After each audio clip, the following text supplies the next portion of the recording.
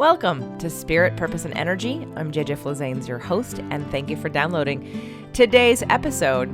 First, I want to say you guys rock. Thank you. Tuesday's episode was a hit, and it was the most downloaded day of all time for Spirit, Purpose, and Energy. So keep it up, keep it up. If you have not subscribed to this show, please do so. I would really appreciate it. And if you're a new listener and haven't gone back and listened to the shows prior to this, a lot of good stuff from episode 0 on, would definitely encourage that. And if you're an old listener or you've been with me for a while, also would appreciate if there's any shows you haven't listen to. The extra downloads would be great to try to get me back to the ranking. It's not that important. It's fine. I will make it happen. It will work. It will all work out. But it just can't hurt. I know sometimes there are shows people tell me they listen to 2 and 3 times. So with that said, today's episode I took from the Food Heals podcast. So for those of you that listen to Allie and Susie, Allison and I did a show on anxiety, and for those of you that have been listening for a while, this is not new. But why I wanted to share it is because I was extra articulate that day, and I think I added a few more things to say about it. Allie added a really good point about the processing and processing too early. So while I know the Sag Moon in me wants to analyze things and understand things, I don't want you to block the feeling. And one of these days we'll do a show. Actually, we're definitely going to do a show on the difference between emotional processing and intellectual processing, because they're very different and there's a time and place for both of them, and they are both needed. So for those of you that never really question your feelings, which I don't think anyone listening to the show, you would fall into that category, but I know plenty of people who pride themselves on being feelers, and they feel and they feel and they feel, and they're so happy that they're feelers, but they stay stuck in this pattern because they've never really identified what the problem is, so they never solve it. And then there's the other part of us, probably more of you and me and Doug, and people who overthink their issues and don't allow themselves to actually feel them, because that takes a level of courage to actually allow yourself to feel your feelings in a real way, but understanding that they're temporary, not that they're the end of the world, that they're temporary. So today's show is taken from the Food Heals podcast. It is one half of the show. So if you want to hear the rest of the show that was about CBD, it's a company that I don't know. I am going to be doing a CBD episode with Susie Hardy, who is the co-host of the Food Heals podcast. So I'm going to be having her on here in the near future. But feel free to go back and download the Food Heals podcast episode to hear the second half of this. And I also wanted to share with you, Allison asked me, what my next event was, and she was very gracious to promote what's going on in my world, which truly the next event is the whale trip to Panama.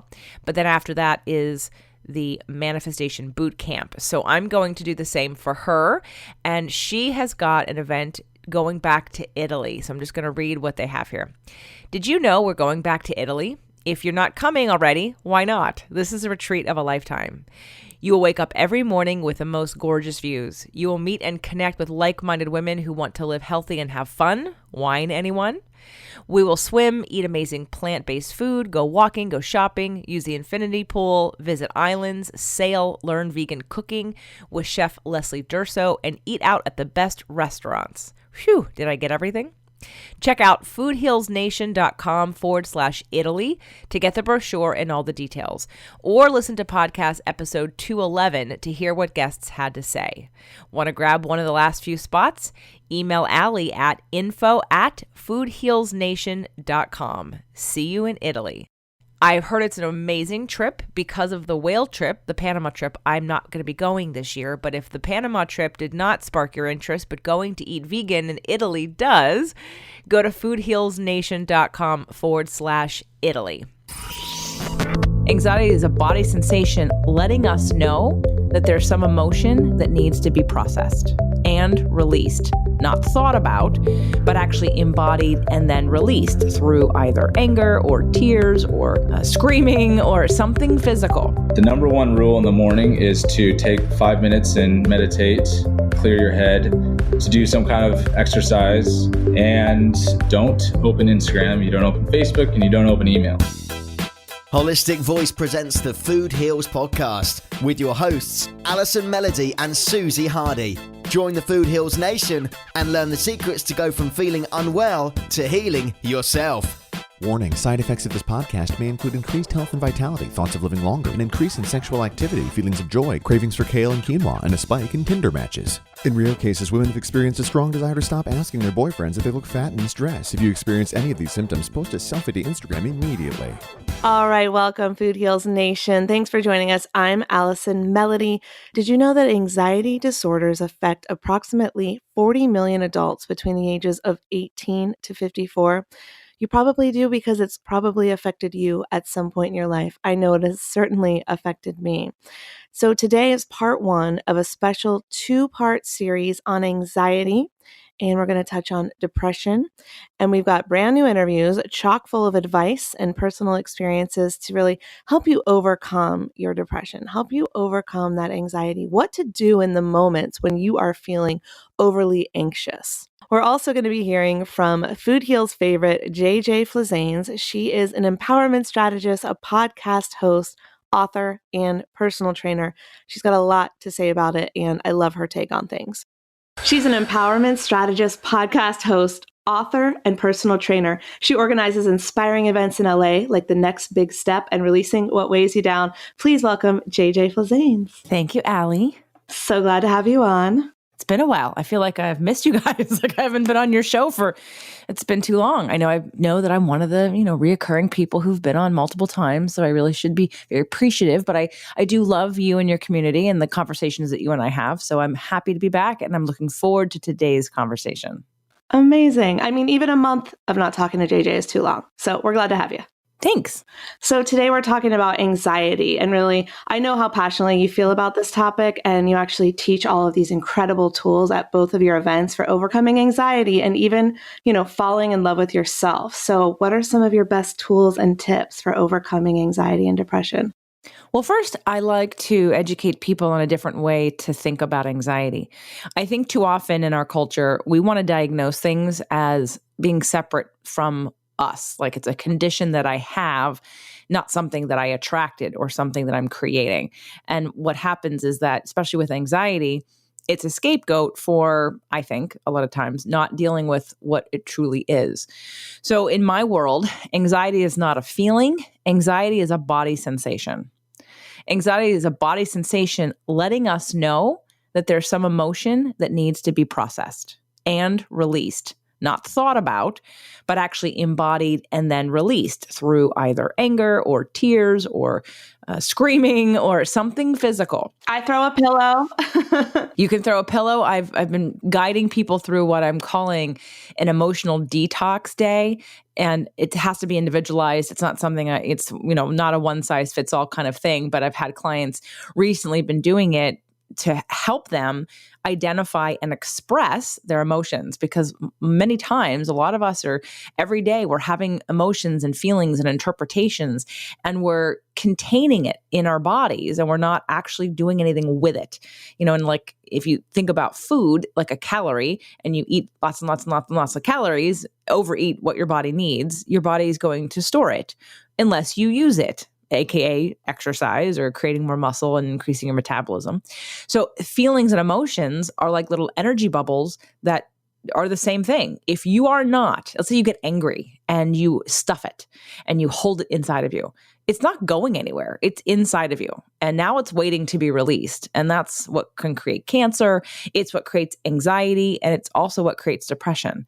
So anxiety, if you start to look at it as you holding in and trying to contain all of these emotions that need an outlet, that need to be expressed. It's like air. You can't hold your breath forever, and you really can't hold on to emotions forever. So if we look at anxiety differently and don't just think, I have anxiety, it's an issue, and I don't do it, and there's not really anything I can do about it except numb myself somehow or take some drugs, that's not true at all. I think we take our power away when we think of anxiety as a condition versus a body sensation, giving us information about what we need to focus on next. Well, it's like when you play the victim of your circumstances, or you take your health into your own hands and you empower yourself to do something about it. Absolutely. And if my body's saying, hey, I have all this energy and I need to do something with it, I need to express this, then it is your job to mine for that emotion, to be able to bring it to the surface and release it out of you so it's no longer residing in your body. And then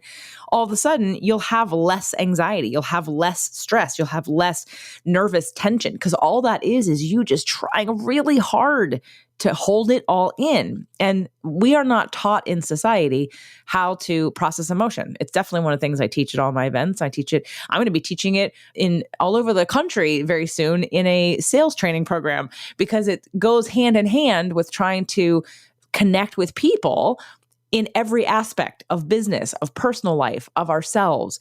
And so I think that if we start to look at anxiety a little differently, we will have more tools to actually deal with it versus just, I know there are other alternative medicines and things that you can do that will hold it at bay and you'll feel a little bit better, but you're not actually solving the problem.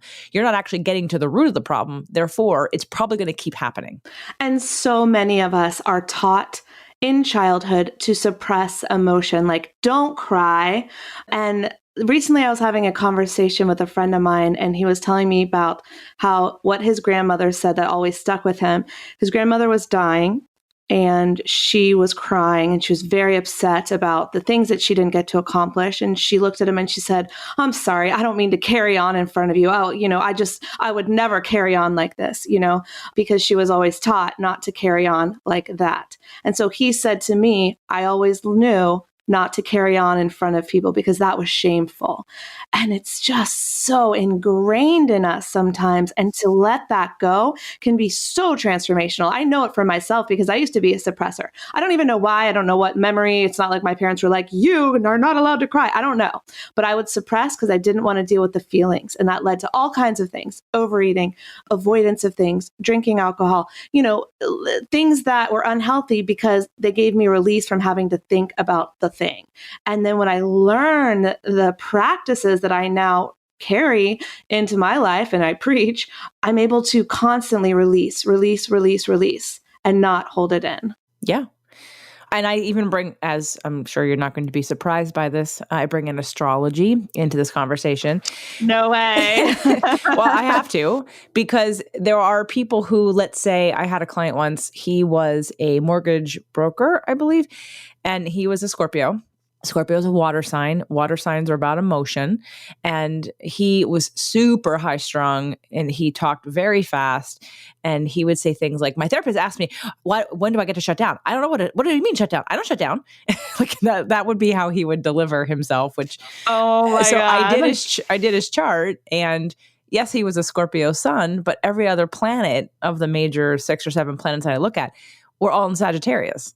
I was like, you're not a Scorpio, you're a Sag. You have all this fire energy and you need some place to put it. You need to, so exercise becomes really super important for people with a lot of fire. If you have fire a lot of fire, you need to use it. It's action, it's energy.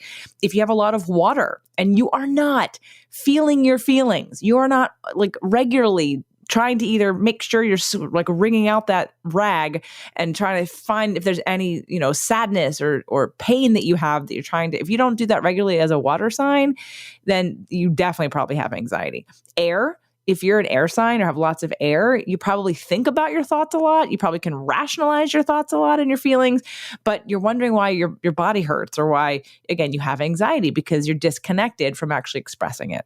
And then, of course, we have our wonderful earth signs that are super stubborn to let it out and definitely are afraid of feeling their feelings a lot of the times because it feels out of control. And an earth sign needs to feel stable and stability. And so, of course, letting go feels super scary. And again, emotions are why we live. We are here to express and to feel and to grow and to expand. And all of the emotions are like all the different paints in a palette of paints when you're painting. They're all useful. They're all important, and they don't last. The negative feelings are like a storm. You have to know that. I always used to joke when I talk about emotions. Can you imagine being on the planet for the first time, caveman, whatever, and you've had your first experience of like winter, and you're thinking, oh my God, is the earth is it going to die? The earth is dying. Oh my God, it's dying. Here comes the snow. The trees are dying. We're all going to die. But you know that there's a season, you know, that we cycle through these seasons. So now, of course, nobody gets nervous when there's winter. We don't think the earth is going to die. And it's the same thing for our emotions. It's like a storm. It comes and then it goes. It's like air, in and then out. So if we can learn how to be comfortable in our discomfort, if we can use tools, I use a lot of nonviolent communication and the anatomy of emotion to look at feelings and needs and to uncover things so you can actually problem solve these things. So you can have compassion for yourself. So you can actually transform and transmute this anxiety energy into what it wants to be instead of trying to hold it back or suppress it or calm it down. I love what you just said about being comfortable, being uncomfortable, because that's why we run, because we don't want to be uncomfortable. We don't want to feel the feeling. That's why I used to turn to sugar. Like, in 2017, I gave up dessert. I gave up sugar in my diet. I gave up using it as a tool to run from my emotions or as a reward, right?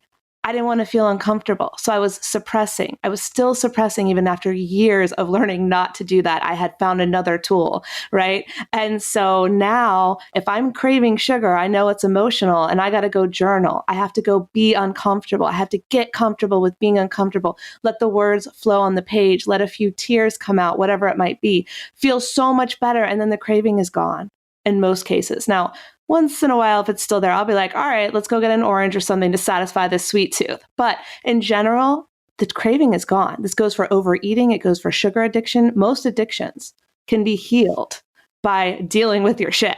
Absolutely. I'm not a big fan of a lot of sort of 12-step programs. I'm not a fan of you getting help and having recovery.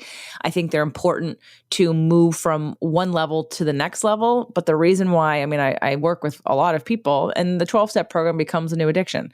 So they get rid of the substance, but they replace it with meetings. Like, we haven't actually gotten rid of the addictive energy. We haven't gotten rid of the real root cause, the real deep pain that we're trying to numb because we're just using other things. Or when people say, oh, well, I used to smoke and now I'm overweight because I have an oral fixation, I want to call bullshit on that. I'm like, no, that's not what it is. It's that when you stop smoking, you actually didn't deal with what you were trying to suppress. And so now instead of using a cigarette, you use food. It's the same thing. It's just an addiction that changes what you're focused on. And for a lot of us, the biggest addiction we have is control. And so when you have control issues, again, that's where the anxiety comes in because you're trying to control something that wants to be expressed. Your body and your subconscious mind make up more of you than your 12% of your damn conscious mind. So listen to your body and take the hint here that it's trying to say, hey, I have something that needs to be worked out. Let's go work it out because I'm not feeling safe. I'm not safe to express. I'm not feeling solid or peaceful. And I definitely have this emotion that wants to be expressed. Oh my God, JJ, preach on. Like, everyone right now, if you're listening, go listen to Spirit, Purpose, and Energy because JJ gets really deep into all these topics. So I want to go into some solutions. So I'm like, all right. And at your event, you teach these so in depth, and we actually have to do the work, not just talk about the work, not just learn the tools, but we actually have to do them in the room together. And so can you tell us what are some tools that people can do at home? Sure. Well, obviously, like you said, if you listen to Spirit, Purpose, and Energy, I go over certain things on the show and have some tools that people can use. There's a show, it's actually episode 118 on Fit to Love. It's called The 3 Steps to Effective Communication. And on fittolove.tv, I rarely use that site anymore, but there is a download of a sheet called the Feelings and Needs List. I think it's probably one of the most effective pieces of paper I've ever gotten my hands on, and then now provide it for anyone that comes to the workshops or listens to the show and wants to do the work. I teach it in companies doing customer service training. I'm going to teach it at sales trainings. So it's basic human interaction and understanding of our needs and our feelings. And so we have to have a vocabulary for and an identification and an awareness and consciousness of what's going on for us. So I'll give you the 3 steps very quickly. The first step is to identify your feelings. And for most of us, we have a very small vocabulary about feelings. We think we're either sad, angry, or happy. Okay. We have actually 100 different feeling words on this feelings and needs list. And to be more specific will help you understand how to fix it. So step one is identify the feeling. And even for people, I had a client recently who she is very good at doing. You know, you and I are good doers. There's a lot of good doers. Again, if you're a doer, control issues, probably part of your thing. So if you're a really good doer, then she's type not good. A people, look out. Sagittarius type A. Right. Then there's the B, right? Doing and being. We have to balance the doing and the being. And so if you're not comfortable being, because being has you actually feel things that you can't control, this is where we go to step two. So we identify the feeling, and you go within and you kind of look at, where do you feel things in your body, and what does that feel like for you? People experience different feelings in different parts of their body, but connecting to the part of you, you have a whole blood and bones and everything, nerve endings. Like there's this whole massive thing walking around to tell you when you're out of alignment, when you're having an issue, when you're not being who you're supposed to be, when you're holding something back. So we have to identify the feeling and become aware of that. Step two would be to understand the need that's not being met. So here's the news flash. Listen up. This is important. You're going to remember this. I'm listening. Anytime you have a negative emotion, it's because you have a need that is not being met. And one time you came over to my house and I was complaining about an interaction I have, and you go, what need of yours was not being met? And I was like, I want to punch you in the face right now. Right. But right. Because I wasn't at the place yet, because this interaction had just happened. So I wasn't at the place yet where I was willing to look at it from a place of what am I responsible for in this situation. But when I got to that place, I'm able to look at it differently and heal it. But sometimes that takes time. So tell us about what's the process once you discover the need. So you might need a little time away from the situation, get mad for a minute. That's understandable, whatever it is, get upset, then let it go and go, what's my need so that I can figure out how to heal this? And it would be really good for you to know and understand is also your moon sign, because that's how you deal with emotion. So I forget what yours is, but mine is Sag. So how I deal with emotion is to find the truth in it, which is why I quickly, most of the time, go to this exercise. So thank you for saying that, because for all of you, it's not the right thing to start analyzing it yet. You have to express it. And especially if you're a water sign, you definitely need to express it. Like a water moon, cry it out, yell it out, punch something, break something, hopefully not important, get a plastic bat and beat the crap out of your pillow, whatever. But yes, definitely expressing and feeling the feeling is important. And you're not even going to do this until you feel the feeling anyway. But here's what happens most of the time, Allie, is most people don't even allow themselves to feel the feeling. They're going straight to numbing it, which is why, again, if you have the wherewithal in the moment to at least start this process, you can take the time to realize, I should probably express this. Because if you aren't either trying to at least rein, not the control of the emotion, but of the spiral, the downward spiral that you might go on, expressing the feeling, the pure feeling, and then being able to analyze in a practical way. So the need. So wherever you are in the process, you do need to experience the actual physical feelings of the feeling. You need to let it out. But then we have to look at, why am I having this feeling? What is the need that's not being met? And again, that word need triggers a lot of people because they think need means needy. It doesn't. I'm not talking about being a victim. I'm not talking about being pathetic. I'm not talking about being whiny. There are 86 basic human needs on this list. You have human needs. We all have a need to contribute. We all have a need to be seen, to be heard, to have appreciation, to have collaboration. There's a whole bunch of words on this list, okay? And every time I've used it, when I'm in a situation where I can't quickly do this on my own, I learned something new. I didn't realize my need for contribution in the way that I had it until something came up to show it to me. So very, very educational about your needs. And the more you can take responsibility for your needs, the happier and better your life is going to be on every level. And you won't struggle, you won't have anxiety, and you'll be able to problem solve quickly. So we discover the need that's not being met that creates the feeling. Now, step 3, listen up. This is also very important. There's only 3 steps. Okay. Everyone, step 3 is to list or come up with a couple different strategies to get your need met. But here's the caveat: to get your need met without anyone else being different. So you are not You are not saying, I'm unhappy because you said this to me or you did this. It cannot be about anybody else. Now, that doesn't mean the other person or people didn't create a situation in which you then realized you had a need for safety, that you're not getting in this situation. But at no point in time do you turn around to the other people and say, you know what, I'm unhappy and it's your fault. That's not true, first of all, but it isn't going to help you solve your problems. You have a need that they didn't create, that's already in you, and it's your job to figure out how to get it met. Now, you can ask people to contribute and to help you, but it's not about one person changing so that you feel better. This is where your wounds, your triggers, your traumas are going to show their ugly head, thank God, so you can weed your garden. You can figure out what that is and then finally heal it so it stops happening. But I just want to make sure people don't use this language to someone else and say, you know what, I have a need to be heard and you're not hearing me. Like, that is not right. So the process is a little deeper. You have to get to the place where they're all I statements. I have a need. I feel this because I have a need for this. And it's really always going to come back to, how do I give it to myself first? How do I create safety? How do I feel seen and heard? How do I? Okay. But this 3-step process is a life changer. It's a relationship changer. And I promise, if you work this, all the things and all the interpretations you have about things in life that aren't working out for you will start to diminish. You'll get your needs met. You'll no longer get triggered. The emotions will feel better. And you won't have anxiety anymore. It reminds me of, the theory that I truly 100% believe in is when you make a judgment about someone or something, it's truly just about an unresolved issue within yourself. And if I judge someone and I go, oh, she is so cheap, then what I'm really saying is either I think that I'm too cheap or I think I spend too much and I'm feeling guilty about it. So it's always a reflection of something going on inside me and actually has nothing to do with that person, right? And so it's like recognizing it. Go ahead. No, yeah, I agree with you.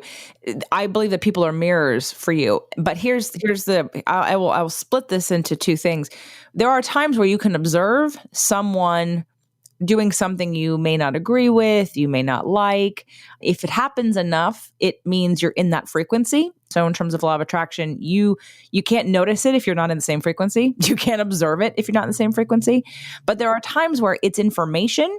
As long as you're not triggered and you're in an observer mode, it's just information to go, oh, okay, well, I don't want to do that. But if something someone else is doing triggers you, you have a very strong emotional response to it, the likelihood is that they're just a mirror for you. It's interesting how you said, like, okay, if I'm not in the same frequency, I can't recognize it. So imagine this has happened to me a bunch of times. So like, this is one time that really stands out. You're all at a meeting or a dinner or something like that, and you walk away and you're like, oh, that was so great. And your friend is like, can you believe this person said this and this and this? And you're like, oh, well, it didn't bother me at all. But that person is so wound up over something that you had no awareness was a problem because it's something reflecting back something within them that you do not feel or you do not have that issue. And that happened to me recently, actually. I went to this amazing dinner with these filmmakers and like, I thought this woman was absolutely awesome. We walk away from the dinner. My friend is like, good Lord, she could not stop bragging. Who does she think she is? Like all of this stuff. And I was like, what are you talking about? You just defined relationships right there. I mean, that's everybody. And, I recognized it many years ago in finally in an experience with my relationship at the time, that where we were in the same situation, observing the same thing, not talking, not really even participating, just being observers. And then it was amazing what came out of that. He said to me, can you believe those women were trying to bait you? And I was like, what? And I was like, what are you talking about? And he's like, they were trying to coerce you into. And I was like, I have no idea what you're talking about. Now, I didn't disagree with him. I didn't say you're wrong. I actually thought, he's probably right. But here's where I was like, wow, I'm on a different frequency, so much so that I didn't even get any whiff of that. But he was so convinced it was happening that I'm like, okay, it probably was happening, but I was in a different frequency, so it wasn't happening to me. And it was the moment that I'm like, oh my God, yes, now this is a physical experience of vibrational dissonance. People in two different frequencies having the same look at the same thing, and it was great. But that's people don't remember that. They think, oh, I'm observing this, I'm interpreting it in this way. Why isn't everybody else seeing it the same way I am? Well, they're not, most likely. It's super fascinating. I love this stuff. All right. Well, let's give our listeners your last tips for overcoming anxiety before we get off today. What else you got? So when thinking about anxiety and thinking about it being energy that needs to be expressed, you can do anything from, I had a listener of my show listen, and he had, I guess, been in therapy for a little while. And I had done a show with my partner, Doug, on a panic attack he had in 2015 and on anxiety. And I talked about this in the same exact way. And the guy pulled his car over listening to the show, and he decided to let it out. So he started to scream at something and yell and make promises. And I think he started to cry, and then he started to laugh. And then he wrote to me to tell me that he had a great release. And it sounded like he didn't get the same release in therapy, because he said, I've been in therapy for a while and I actually had a real release today. So thank you. So if you have anxiety, don't ignore it and don't try to numb it. Actually, invite it in. You have an intuition, you have a higher consciousness, you have a subconscious. And my guess is you know what it's about.